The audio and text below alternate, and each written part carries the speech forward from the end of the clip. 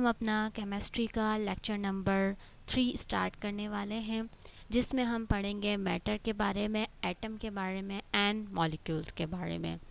Lecture start करने से पहले मैं सबसे रिक्वेस्ट करूंगी कि हमारा अज़म चैनल को सब्सक्राइब करें और न्यू आने वाले मेंबर को मैं वेलकम करती हूँ। Let's start the lecture.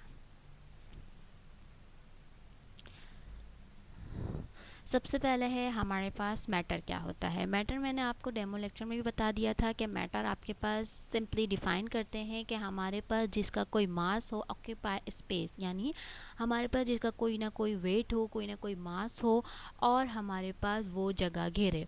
आपके पास जितनी भी अराउंड द वर्ल्ड आपके इर्द गिर्द जितनी भी चीज़ें हैं वो मैटर हैं। जैसे कि आप सांस लेते हैं एयर, ऑक्सीजन से, ठीक है, ऑक्सीजन भी आपके पास मैटर है। आप जिसको छूते हैं, टच करते हैं, स्टफ को, बुक आप रीडिंग करते हैं, वो भी आपके पास एक मैटर है।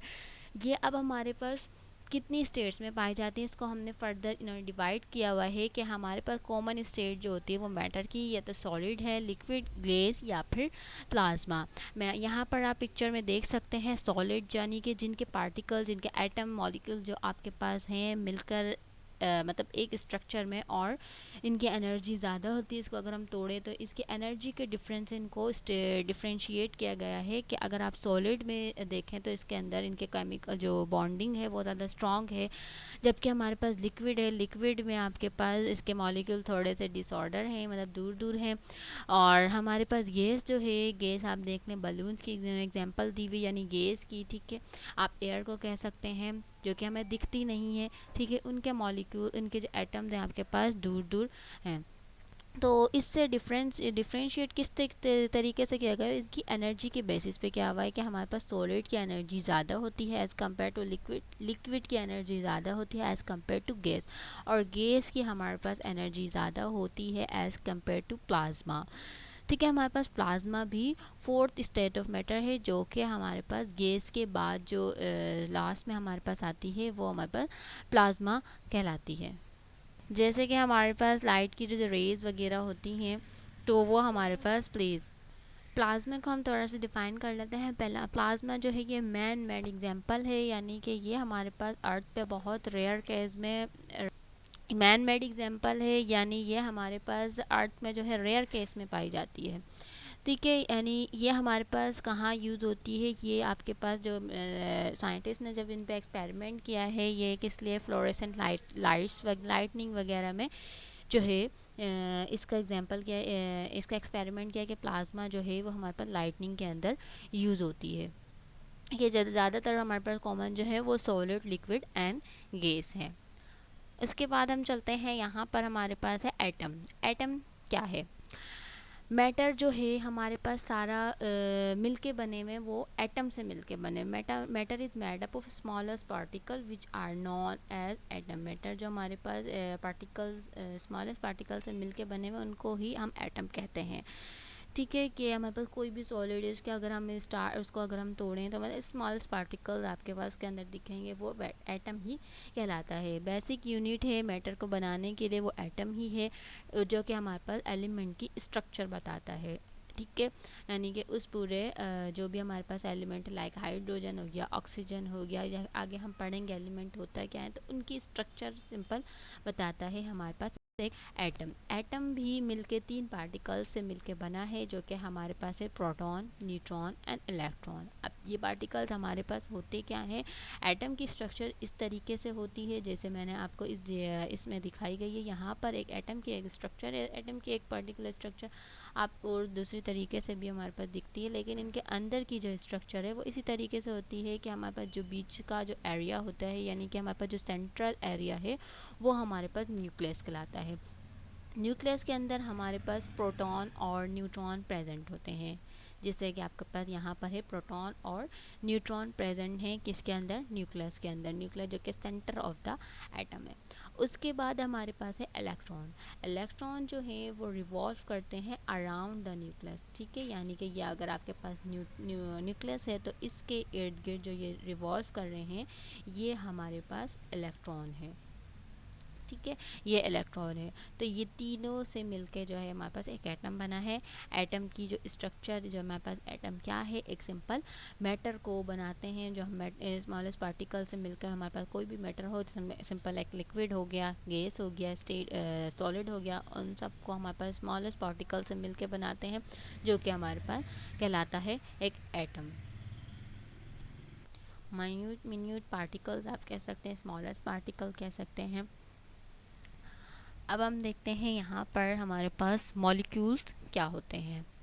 Molecule smallest particle in a compound that has a chemical properties the element compound made up of atoms। Simple आप यहाँ पर बोल सकते हैं कि हमारे पास मैटर एटम्स से मिलकर जो है वो हमारे पास बहुत सारे एटम से मिलकर एक मॉलिक्यूल्स बनता है, उसको आप मॉलिक्यूल्स कह सकते हैं। यानी एक स्मॉलेस्ट पार्टिकल जो कि कंपाउंड के अंदर होता है, जिनके कोई ना कोई केमिकल प्रॉपर्टीज़ होती है उस एलिमेंट की, या फिर उस कंपाउंड की केमिकल प्रॉपर्टीज़ होती है। अब ये कंपाउंड क्या है? कंपाउंड आप सिंपल एक या एक से ज़्यादा एलिमेंट को मिला के जब हम बनाते हैं तो वो हमारे पास कंपाउंड कहलाता है। ठीक है, तो उसके अंदर जो स्मॉलेस्ट पार्टिकल होते हैं वो हमारे पास मॉलिक्यूल्स कहते हैं। मॉलिक्यूल्स आप ये भी कह सकते हैं, यानी एक या एक से ज़्यादा एटम को आपने मिला के बनाना हो तो वो हमारे पास मॉलिक्यूल्स बनता है। यानी मॉलिक्यूल्स हमारे पास मोनो भी होते हैं, डाई भी होते हैं, एंड पॉली एटॉमिक मॉलिक्यूल्स भी होते हैं।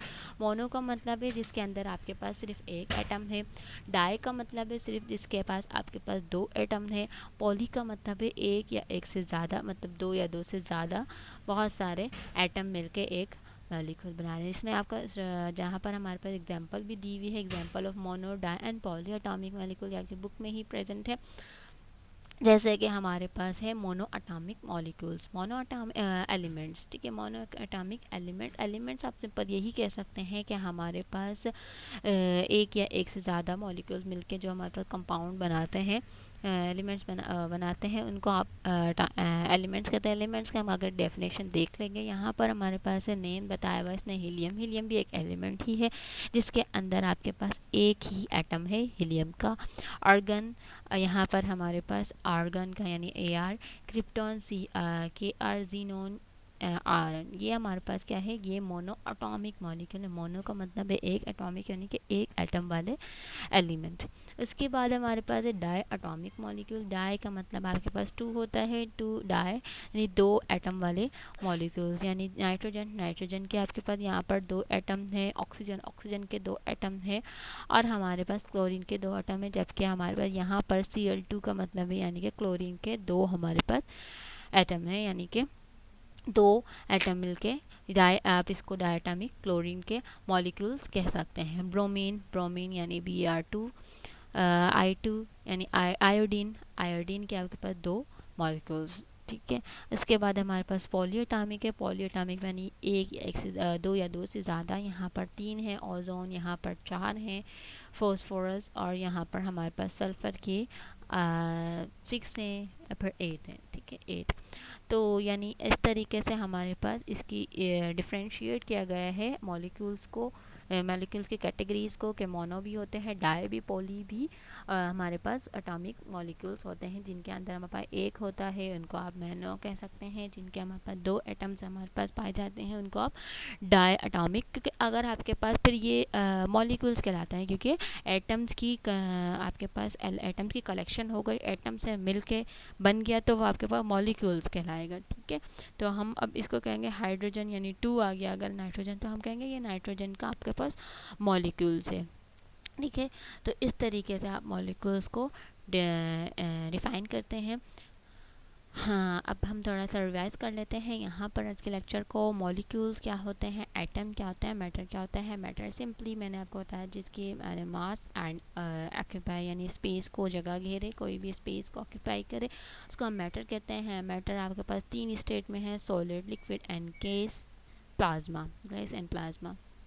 सॉलिड क्या है, इस तरीके से आप पिक्चर में देखेंगे आपको समझ आ जाएगी। हमारे पास यहाँ पर सॉलिड, लिक्विड, गैस और प्लाज्मा में डिफ्रेंशिएट सिर्फ एनर्जी की बेसिस पे है। उसके बाद एटम। एटम क्या होता है? एटम सारे जो हमारे पास मैटर, ये दुनिया में जितने भी हमारे पास मैटर हैं उन सब को मिलके किससे बनाया गया है, एटम से मिलके बनाया गया है। उनके सबके जो माइन्यूट पार्टिकल होता है, स्मॉलेस्ट पार्टिकल जो होता है, बेसिक यूनिट जो होता है मैटर का, वो है एटम। एटम हमारे पास फर्दर 3 पार्टिकल से मिलके बना है, जो कि हमारे पास प्रोटॉन, न्यूट्रॉन एंड इलेक्ट्रॉन है।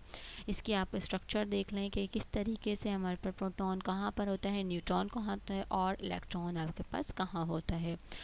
इसके बाद हमारे पास मॉलिक्यूल्स है। मॉलिक्यूल्स को हमने फर्दर यहाँ पर इतना ज़्यादा डीप में डिफाइन कर दिया है। ठीक है, नेक्स्ट लेक्चर में जो हम स्टार्ट करेंगे एलिमेंट्स और सब्सटेंस के बारे में। एलिमेंट्स क्या होते हैं, सब्सटेंस क्या होते हैं।